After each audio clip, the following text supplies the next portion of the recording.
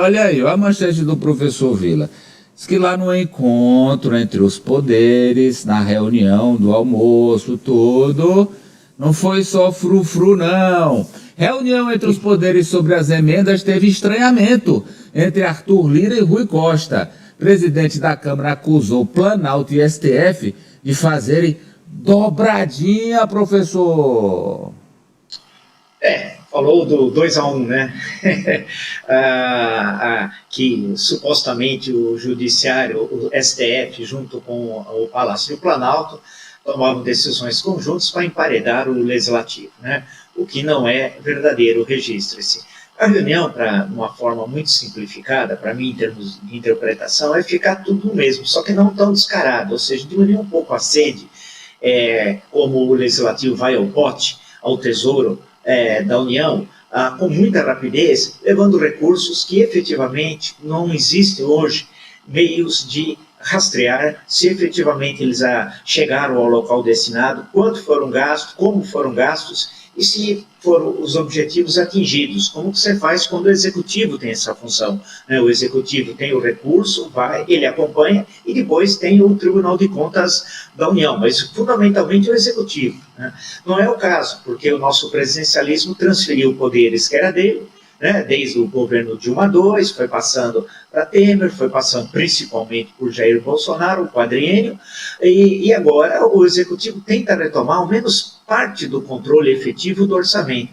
Então a reunião foi nesse sentido, boa, no sentido de aparentemente acalmar os ânimos. Mas os ânimos vão continuar exaltados daqui a pouco, né? Depois das eleições municipais, quando as feridas vão ter de ser curadas dos derrotados, né? Aí vai voltar a discussão dessa relação tensa, especialmente entre o Legislativo com o Executivo, destacando o nome do Arthur Lira, né?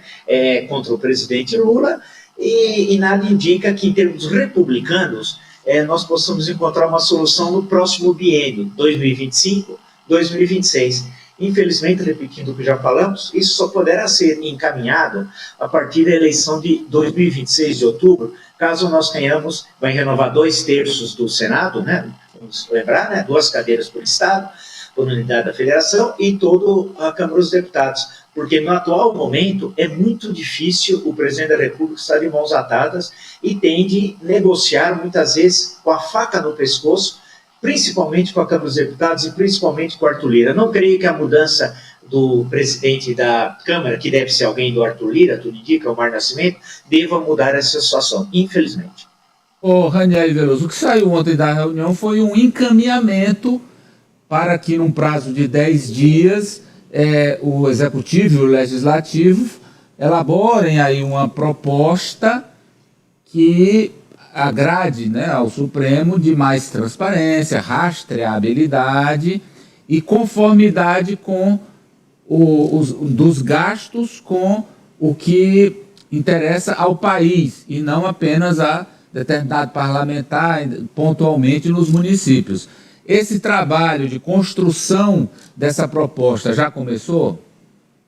Sim, de acordo com o presidente do Congresso Nacional, Rodrigo Pacheco, que falou com a gente logo após a reunião, já começou, eles têm esses 10 dias para apresentar esse acórdão ao Supremo Tribunal Federal, o ministro Flávio Dino, que vai verificar, e aí eles vão chegar a um consenso. Mas eles já estabeleceram, né, esses termos desse acórdão, que as emendas PIX, por exemplo, que foram as que começaram toda essa discussão e questionamento no Supremo Tribunal Federal, elas, inclusive, durante a reunião, foram ameaçadas. Elas poderiam acabar ali mesmo. Mas, claro, na negociação, no acordo, eles deixaram isso para lá, cogitaram em acabar, mas deixaram isso para lá.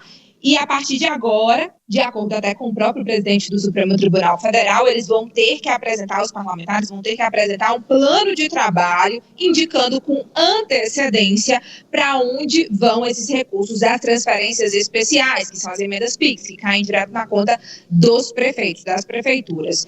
As emendas impositivas, que são aquelas de execução obrigatória, tanto a individual quanto a de bancada, elas continuam sendo obrigatórias. Porém, as de bancada, elas não poderão ser divididas igualmente nesses valores para os deputados e senadores da bancada, que é bancada por estado. Era assim que acontecia, todo mundo sabia que isso acontecia assim. O Piauí inovou, que a bancada do Piauí esse ano decidiu fazer já essa divisão para todos e tem que ser obrigatoriamente para uma obra estruturante. Um viaduto, uma ponte, um hospital, obra assim, realmente que sirva para essa questão de infraestrutura.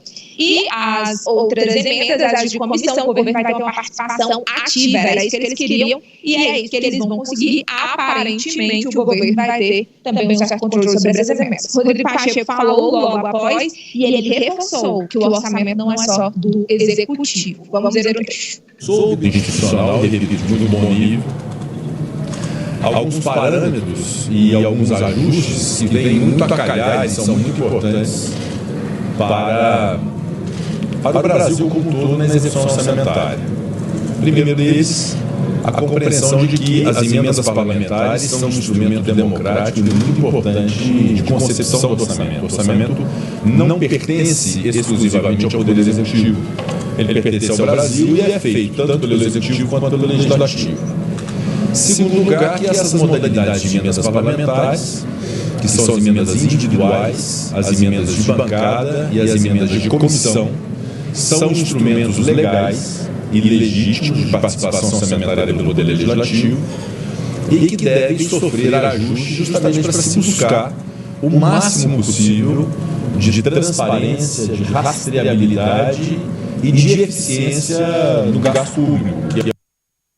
Esses foram os critérios ali pré-estabelecidos pelo ministro Flávio Dino e referendado por todos os ministros. E o presidente da Comissão Mista de Orçamento, ele se manifestou logo após. O deputado Gilberto Verde, do PP do Piauí, disse que ficou feliz com o resultado da reunião porque houve um entendimento comum a favor do Brasil e prevaleceu o respeito à independência entre os três poderes, mas acima de tudo foi possível esse diálogo franco. Foi o que Arthur Verde falou, que ele quer do mesmo partido de Arthur Lira, mas como vocês já estavam comentando, e outro bastidor também que eu tenho, é que Arthur Lira saiu antes de terminar, saiu irritado, não só porque ele falou desse 2-1, que seria executivo e judiciário contra o legislativo, mas também porque, em determinado momento da reunião, o ministro Flávio Dino e também o ministro Rui Costa se referiram às emendas como rachadinha, que é essa divisão, né? Tem a parte da propina, tem a parte que fica com os parlamentares, né? Que a gente sabe que esse ano foram mais de 50 bilhões de reais destinados a essas emendas, ao total, né? Mas convenhamos, chamar no meio da reunião de rachadinha provocou, né? Chamar de rachadinha. Mexeram no vespeiro aí do Lira. Agora, de toda forma, foi um freio de contenção aí no Legislativo que não é que entregou os anéis, mas perdeu alguma coisa, manteve o valor bruto, e vamos ver como é que fica daqui para frente. Pelo menos agora se saberá direitinho para onde vai, quem mandou, enfim. E tomara, né? Esperemos nós que assim seja. Vamos agora para a manchete da Ranieri aí, França, que trata desse assunto aí também é complicado, que é a urgência para o clube de tiro.